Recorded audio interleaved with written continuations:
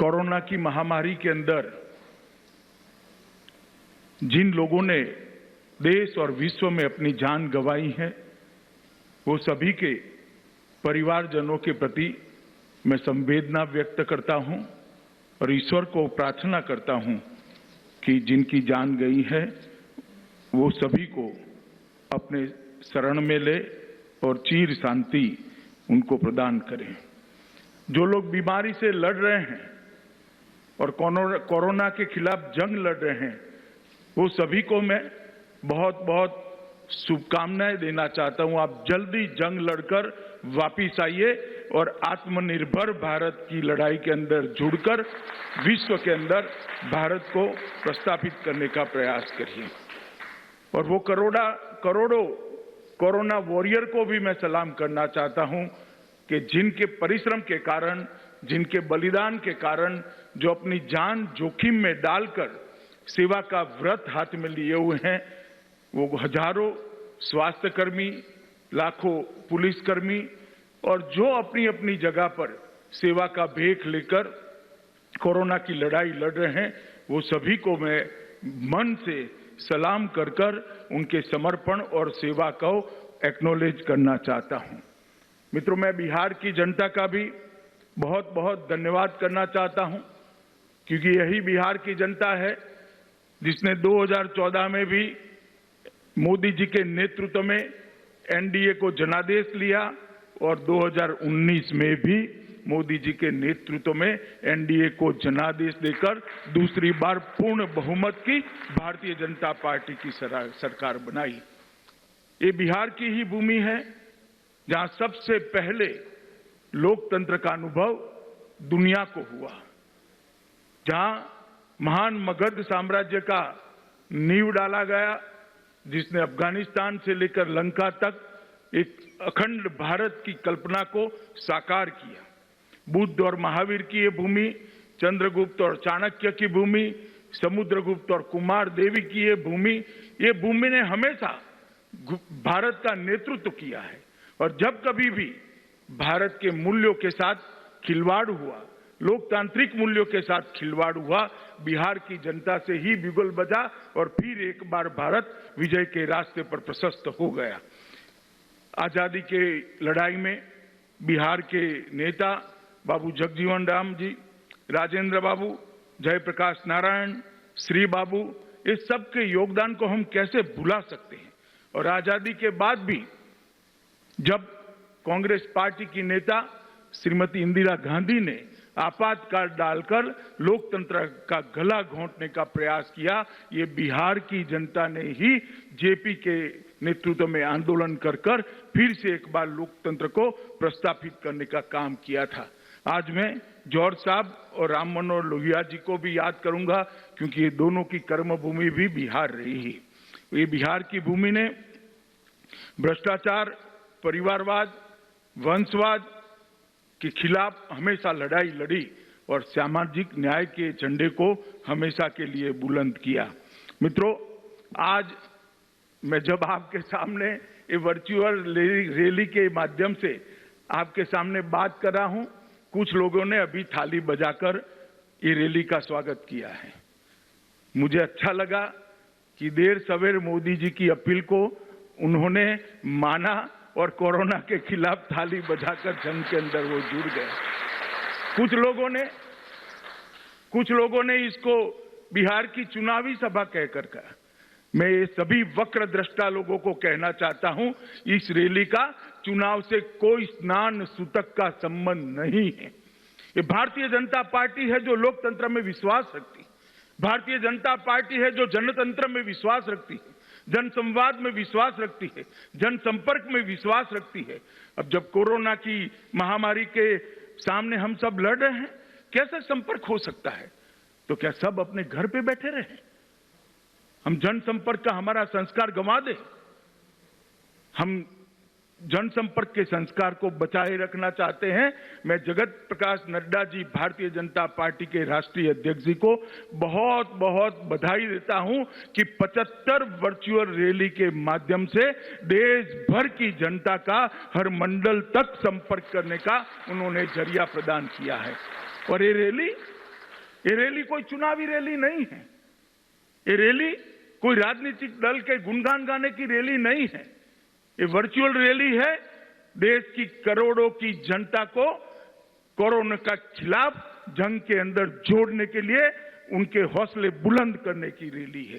ये रैली है आत्मविश्वास से भरपूर, आत्मनिर्भर, जगमगाता भारत बनाने के नरेंद्र मोदी के आह्वान के साथ देश की जनता को जोड़ने की रैली है। जो वक्रदृष्टा लोग इसमें भी राजनीति देखना चाहते हैं, मैं उनको पूछना चाहता हूं, किसने रोका है भैया आपको? दिल्ली में बैठकर मौज करने की बजाय पटना से दरभंगा तक एक वर्चुअल रैली ही कर लेते, किसने रोका था? मगर मैं इन पर ज्यादा समय जाया करना नहीं चाहता। मित्रों, नड्डा जी ने भारतीय जनता पार्टी के कई नेताओं के माध्यम से देश में 75 वर्चुअल रैलियों को आयोजित किया है और मुझे भरोसा है ये वर्चुअल रैली के माध्यम से न केवल भारतीय जनता पार्टी के करोड़ों कार्यकर्ता परंतु करोड़ों की देश की जनता का संपर्क कर आत्मनिर्भर भारत की हमारे मोदी जी के आह्वान को हम सफल बनाने के लिए जुट जाएंगे, जनता को भी जोड़ेंगे और कोरोना के खिलाफ जो लड़ाई मोदी जी ने छेड़ी है इसमें विजयी होकर भारत फिर से एक बार आत्मविश्वास के साथ आत्मनिर्भर भारत के रास्ते पर चल पड़ेगा।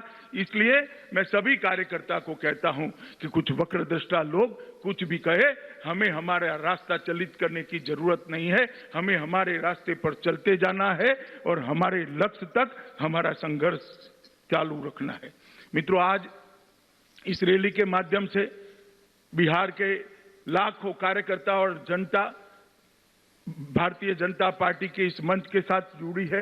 मैं सभी को मनपूर्वक प्रणाम करना चाहता हूं, क्योंकि जब कभी भी भारतीय जनता पार्टी के नेता नरेंद्र मोदी जी बिहार की जनता के सामने अपनी झोली लेकर वोट मांगने आए, मोदी जी की झोली को आपने वोटों से भरकर पूर्ण बहुमत दोनों बार दिलाया और वो पूर्ण बहुमत जो आपने दिया, जो विश्वास दिया, मोदी जी को जो साहस बंधाया, मोदी जी पर आशीर्वाद दिए, इसी का परिणाम है कि पूरा पूर्वी भारत, न केवल बिहार, पूरा पूर्वी भारत आज विकास के रास्ते पर चल पड़ा है। 2014 में मोदी जी ने कहा था कि भारत का विकास जो अब तक चला उसमें पश्चिमी भारत और पूर्वी भारत के विकास के अंदर बहुत बड़ा अंतर है। आजादी के समय जीडीपी के अंदर पूर्वी भारत का योगदान बहुत ज्यादा होता था, परंतु आजादी के बाद कुछ इस प्रकार से सरकारें चली जिसने पूर्वी भारत को पूर्णतया देखा नहीं, इसके विकास से अपना मुंह मोड़ लिया और परिणाम यह आया कि पूर्वी भारत पिछड़ता गया। मोदी जी ने ये 6 साल के अंदर करोड़ों गरीबों के जीवन में प्रकाश लाने का एक प्रयास किया है। इसका सबसे बड़ा फायदा अगर हुआ है तो मेरे पूर्वी भारत के लोगों को हुआ है, पूर्वांचल के लोगों को हुआ है, बिहार के लोगों को हुआ है, बंगाल, उड़ीसा और उत्तर पूर्व के लोगों को हुआ है। मित्रों, जब मोदी जी ने पहली बार संसद के अंदर कहा कि मेरी सरकार गरीबों के लिए काम करेगी, मेरी सरकार दलितों के लिए काम करेगी, मेरी सरकार आदिवासियों के लिए काम करेगी, मेरी सरकार पिछड़ों के लिए काम करेगी, तब कुछ लोगों ने इंदिरा गांधी को कोट कर कहा था कि इंदिरा जी भी गरीबी हटाओ की बात करती थी, इंदिरा जी चली गई, गरीबी वहीं की वहीं रह गई। मगर उनको मालूम नहीं था ये भारतीय जनता पार्टी का नेता नरेंद्र मोदी के बोले हुए वचन है, वो जो बोलते हैं वो करते हैं। और आज देखते देखते आयुष्मान भारत के तहत देश के 50 करोड़ लोगों को 5 लाख तक की सारी स्वास्थ्य सुविधाएं फ्री ऑफ कॉस्ट देने का काम नरेंद्र मोदी जी ने कर 50 करोड़ लोगों के जीवन में एक उजास भरने का काम किया है, उजाला भरने का काम किया है। आज 50 करोड़ लोग, चाहे छोटा बच्चा बीमार पड़ जाए, बूढ़ी माँ बीमार पड़ जाए, बूढ़े पिताजी बीमार पड़ जाए, उसको चिंता नहीं है कहीं से लोन लेंगे साहूकार के, वहां से कुछ पैसा जमीन गिरो कर ले आएंगे, अपना मकान गिरो कर ले आएंगे, वो जरूरत ही नहीं है।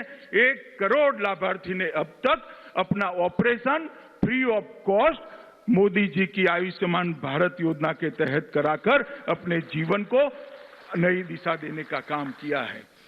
उज्ज्वला योजना के तहत 8 करोड़ से ज्यादा माताएं बहनें आज घर के अंदर चूल्हा का धुआं नहीं सहन करती हैं।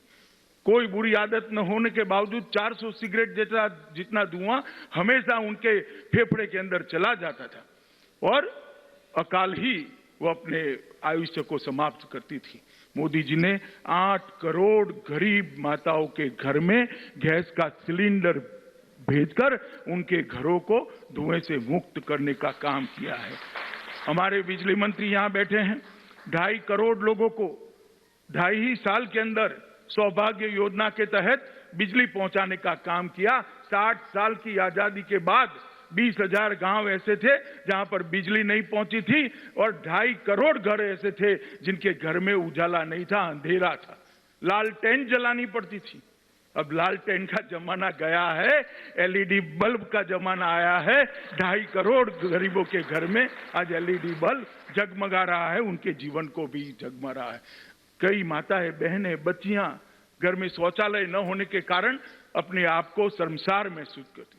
10 करोड़ घरों के अंदर शौचालय भेजकर मोदी जी ने न केवल शर्म को दूर करने का काम किया है, उनको सम्मान दिलाने का काम किया है, उनके आत्मविश्वास को बढ़ाने का काम किया है और उनके अच्छे स्वास्थ्य की भी चिंता की है।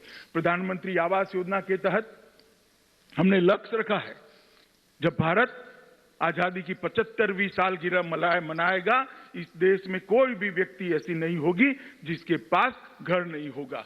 हमने 2.5 करोड़ लोगों को घर देने का काम पहली ही टर्म के अंदर 14 से 19 के बीच में समाप्त कर दिया है। और मोदी जी ने सबसे बड़ा काम किया है मित्रों, भारत का सम्मान दुनिया के अंदर आसमान तक बढ़ाने का काम नरेंद्र मोदी जी ने किया। एक जमाना था कि हमारी सरहदों से कोई भी घुस जाता था, हमारी सीमाओं के साथ छेड़खानी करता था, हमारे जवानों के सर काटकर ले जाते थे और दिल्ली के दरबार में उफ तक नहीं की जाती थी। हमारे समय में भी उरी हुआ, पुलवामा हुआ, मगर ये नरेंद्र मोदी सरकार थी, भारतीय जनता पार्टी की सरकार थी। कुछ ही दिनों में सर्जिकल स्ट्राइक और एयर स्ट्राइक कर घस में घुसकर दंडित करने का काम भारतीय जनता पार्टी की नरेंद्र मोदी सरकार ने किया। और इसके साथ ही भारत की रक्षा नीति को वैश्विक स्वीकृति मिली। पूरा दुनिया ये मानने लगा कि अमेरिका और इजराइल के बाद अगर कोई देश अपनी सीमाओं की रक्षा करने के लिए सक्षम है तो उसमें तीसरा नाम हमारे महान भारत का जोड़ने का काम किया। और नरेंद्र मोदी जी ने सबका साथ सबका विकास के साथ हमारी सीमाओं को भी सुरक्षित किया और कई ऐसे काम किए जिसके माध्यम से दुनिया में देश को सम्मान मिला। आपने दोबारा जनादेश दिया, फिर से मोदी सरकार बनी, ज्यादा सीटों से बनी, ज्यादा बहुमत के साथ बनी, एनडीए के साथियों को भी सीट ज्यादा मिली और एक 19 से नई पारी की शुरुआत हुई। मित्रों, कई ऐसे मसले थे जिसको 70 साल से कोई छूने की हिम्मत नहीं करता था। वो मसले देश की एकता, अखंडता और देश की सुरक्षा के साथ जुड़े हुए थे। नरेंद्र मोदी जी ने 5 अगस्त को धारा 370 और 35A को समाप्त कर कश्मीर को हमेशा के लिए भारत के साथ जोड़ने का काम किया। और भारत का बच्चा बच्चा, मित्रों, भारत का बच्चा बच्चा इस बात पर गर्व कर रहा है कि 3 पीढ़ियों से कहते थे जहां हुए बलिदान मुखर्जी, वो कश्मीर हमारा है, वो महज नारा नहीं था, आज कश्मीर हमारा हो चुका है। वो बात को मोदी जी ने सबको। ट्रिपल तलाक एक ऐसा मसला था, करोड़ों मुस्लिम माताएं और बहनें अपने आप को अपमानित महसूस करती थी, उनको उनका अधिकार नहीं मिलता था। वोट बैंक की लालच के कारण कोई इसको ट्रिपल तलाक को हटाने की हिम्मत नहीं करता था। 19 की सरकार शुरू होते ही रविशंकर भाई यहां बैठे हैं, बिल लेकर आए और राज्यसभा लोकसभा में दोनों के अंदर मोदी जी ने ट्रिपल तलाक को तलाक देने का काम कर करोड़ों मुस्लिम महिलाओं को सम्मान के साथ जीने का काम दिया। राम जन्मभूमि, करोड़ों लोग न केवल भारत में, दुनिया भर में चाहते थे कि जहां पर प्रभु श्री राम का जन्म हुआ था वहीं पर एक भव्य राम मंदिर का निर्माण हो। 150 साल से मसला अदालतों के अंदर इधर उधर घूमता रहता था, क्योंकि सरकारों की मंशा ही नहीं थी कि ये मसला अपने अंजाम तक पहुंचे। नरेंद्र मोदी सरकार आई, सरकार ने सटीक पक्ष रखा, जजमेंट आ गया, श्री राम जन्मभूमि निर्माण का रास्ता प्रशस्त हुआ और मोदी जी ने पिछले ही सत्र के अंदर श्री राम जन्मभूमि के लिए एक ट्रस्ट बनाकर राम जन्मभूमि निर्माण का रास्ता प्रशस्त कर दिया। और मित्रों, सिटीजनशिप अमेंडमेंट बिल जब से विभाजन हुआ, कई लोग अपना सम्मान, अपना धर्म, अपना परिवार बचाने के लिए इस देश के अंदर शरण ली, मगर उनको कोई पूछता नहीं था। वादा था उस वक्त हमारा कि आपको सम्मान मिलेगा, आपको नागरिकता मिलेगी, समान व्यवहार मिलेगा, हम आपको अपना मानेंगे, मगर वो लोगों के साथ वहां तो अन्याय हुआ ही हुआ, इसके साथ साथ यहां पर भी अन्याय हुआ। और सिटीजनशिप अमेंडमेंट एक्ट लेकर आए मोदी जी और देश के अंदर करोड़ों जो हमारे शरणार्थी भाई थे उनको नागरिकता देकर उनके सम्मान की चिंता करने का काम भारतीय जनता पार्टी की सरकार ने किया। और फिर एक बार हम गरीब कल्याण के रास्ते पर चले। आवास, बिजली, एलपीजी सिलेंडर, बैंक अकाउंट, स्वास्थ्य की सेवाएं, ये सब तो हम 14 से 19 में ही दे चुके थे। इस बार सरकार की रचना होने के साथ ही मोदी जी ने फिर से एक बार जल शक्ति मंत्रालय की रचना कर जल जीवन मिशन शुरू कर 25 करोड़ लोगों के घर के अंदर पाइप से शुद्ध पीने का पानी पहुंचाने का संकल्प लेकर उनको शुद्ध पीने का पानी पिलाने का एक बहुत बड़ी योजना लेकर आए, जिस पर करोड़ों रुपए का खर्च होने वाला है। मित्रों, पानी जीवन के लिए बहुत महत्वपूर्ण है। हमारे शरीर का 2/3 हिस्सा पानी है। अगर पानी ही दूषित है, पानी ही फ्लोराइड युक्त है, तो शरीर स्वस्थ नहीं रह सकता। जो मेट्रो शहरों में रहते हैं और बोतल का पानी पीते हैं, शुद्ध पानी पीते हैं, इनको ये पीड़ा की मालूमात नहीं पड़ेगी। मैं गुजरात से आया हूं, 1200 फीट नीचे पानी चला गया है, पानी के अंदर फ्लोराइड आया है। ऐसे एरिया में मैंने युवाओं को देखा है, 25 साल के युवा के बाल सफेद हो जाते हैं, रीढ़ की हड्डी टेढ़ी हो जाती है और धीरे धीरे जीवन के साथ संघर्ष करने का उसका क्षमता खत्म हो जाती है। मोदी जी ने 25 करोड़ ऐसे लोग जिनके घर के अंदर शुद्ध पीने का पानी नहीं जाता था, वहां पानी पहुंचाने का संकल्प कर इन करोड़ों लोगों के जीवन में उजाला भरने का काम किया है। प्रधानमंत्री किसान सम्मान निधि, कांग्रेस के नेता राहुल गांधी चुनाव में बहुत जोर जोर से बोलते थे। उनका एक स्टाइल है, उनको किसी एनजीओ ने कहा है जोर से बोलने से ज्यादा वोट मिलते हैं, हमेशा जोर से बोलते हैं। और कहते थे किसानों का कर्ज माफ करो, कर्ज माफ करो। मैं उस वक्त भी उनको कहता था कि भाई कितना कर्ज माफ किया आपने, कितना कर्ज माफ किया? तो 10 साल उनकी सरकार रही, 3 करोड़ किसानों के उन्होंने 60,000 करोड़ रुपया कर्ज माफ किया। दावा है, कितना हुआ मेरे पास हिसाब किताब नहीं है, मैं इसमें जाना, उनको सच मान लेते हैं कि 3.5 करोड़ लोगों का 60,000 करोड़ रुपए का कर्ज माफ हुआ। मोदी जी ने किसान सम्मान निधि के माध्यम से 9.5 करोड़ किसानों को 72,000 करोड़ रुपया सीधा इसके बैंक अकाउंट में डाला और अब ये हमेशा के लिए जाने। आपने 10 साल के अंदर 3.5 करोड़ किसानों के लगभग 60,000 करोड़ रुपया दिया। हम हर साल 9.5 करोड़ किसानों को 6,000 रुपया देने वाले हैं। मित्रों, किसान, मजदूर, छोटे दुकानदार, असंगठित क्षेत्र के मजदूर, इनके लिए पेंशन की योजना शुरू की। छोटे व्यापारियों के लिए व्यापारी बोर्ड का गठन किया। CDS, chief of defence staff, इसकी चर्चा तो बहुत होती थी, किसी में हिम्मत नहीं थी इसको करने की। सभी सेनाओं को, तीनों हमारे विंग को विश्वास में लेते हुए सीडीएस की रचना की और आज सीडीएस काम कर रहे हैं। 1 रैंक 1 पेंशन का वादा भी पहली ही टर्म में हमने समाप्त कर दिया था और लगभग 400 नए एकलव्य आवासीय विद्यालय आदिवासी बच्चों के लिए बनाने का संकल्प नरेंद्र मोदी जी ने दिया। मित्रों, एक बात बहुत सुर्खियों में नहीं आई है। कांग्रेस सरकार आरसेप की चर्चा चालू कर गई थी। आरसेप क्या व्यापार करार होता तो आज हमारा छोटा व्यापारी, छोटा उद्यमी, एमएसएमई, किसान, मछली पकड़ने वाला मछुआरा, ये सब तबाह होने वाले थे। नरेंद्र मोदी जी ने दृढ़ता के साथ निर्णय किया, जो मेरे छोटे किसान के हित का नहीं, जो मेरे छोटे व्यापारी के हित का नहीं, जो मेरे छोटे उद्यमी के हित का नहीं है, जो मेरे मछुआरे के हित का नहीं है, इसके साथ भारत कभी जा नहीं सकता। और हमने आरसेप से अपने आप को अलग कर भारत के सम्मान को फिर से एक बार दुनिया के पटल पर रखने का काम किया और आरसेप समझौते से बाहर निकले। मित्रों, अभी